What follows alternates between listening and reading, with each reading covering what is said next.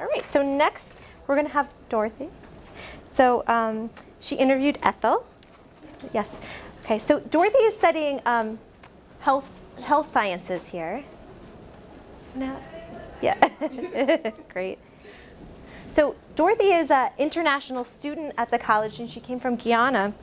And I was particularly taken with her application to the program because she stressed how important it was for her to learn about the Holocaust as an international student so that she could help to educate others. And she expressed, when I interviewed her later, a really deep interest for the people aspect of the survivor, how people felt. So we decided to pair her with Ethel. Hi. It has been a very great opportunity for me to be part of this memorable internship, and I thank Dr. Flug and Miss Marisa for giving me this opportunity to do the internship. Like she said, I'm an international student from Ghana, and I heard about the World War, but not the Holocaust. I just heard about the Holocaust when I came to the school. So I took interest in it and I wanted to be part of the internship.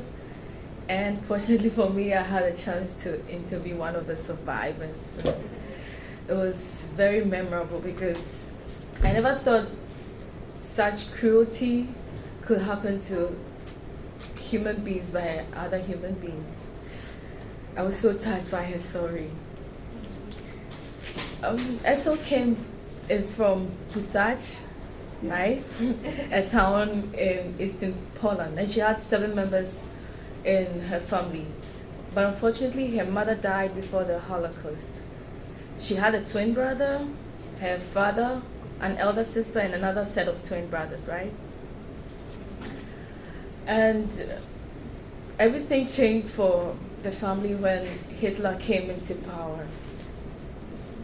And Hitler's army marched to her town in July 5, 1941. In the first 3 days they came into the town, 100 Jews were killed. And in August,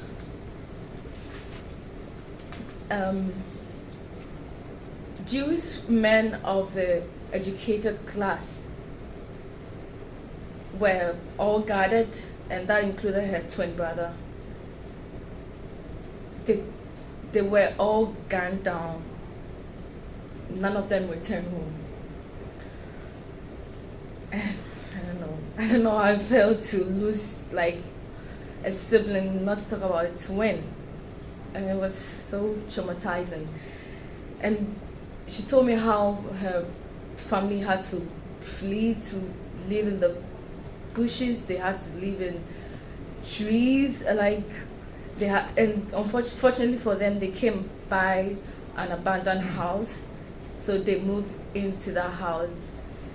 And for a moment, like, they had a peace of mind because it was snowing.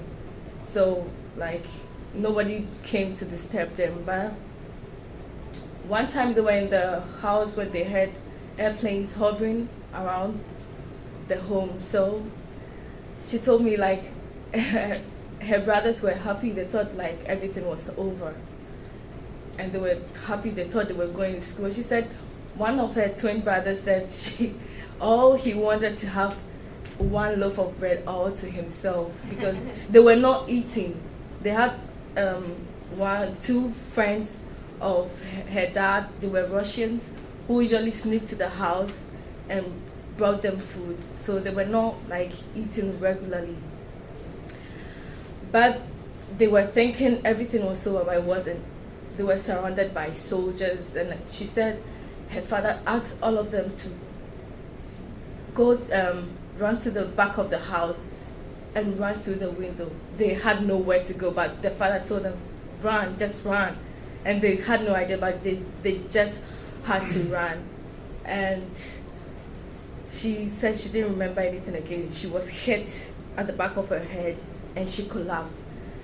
And when she woke up, she saw all of her family were gunned down. They were all killed. She was rescued by 2 Polish young men who came to her aid and helped her bury her family, and that I think I couldn't even take it. Burying the whole of your family just in one day by yourself. She's such a strong woman. I can't imagine she went through all that. So that, I mean, it's a very intense story. Yeah. What do you think that you'll take away from it? You know, aside from all the tragedy she experienced. She has taught me to like pick yourself up anytime you have a problem, and just pick yourself and move on in life. She's now an author, and through all that, she lost all her family. She came to the United States and remarried, had new family, and now she's moving on with her life. And she wants the world to know what happens to her family and all the other Jews that suffered from. Ethel, You want to add something to yeah. me? Ethel, would you like to say anything about your experience with Dorothy? I thank her very much. I appreciate it. She gave me full attention. She absorbed the whole story, and I'm grateful she knows it, and she will preserve that history, what happened to me. I am very grateful, because the Holocaust is mostly people hear about the gas chambers. 6 million Jews died. 5 million died in the gas chambers. I am talking, my history is about the 1 million Jews who died outside the camps. We were suffering, we were starved, we were beaten, we were tortured by hunger and thirst and fear. And fear was killing us.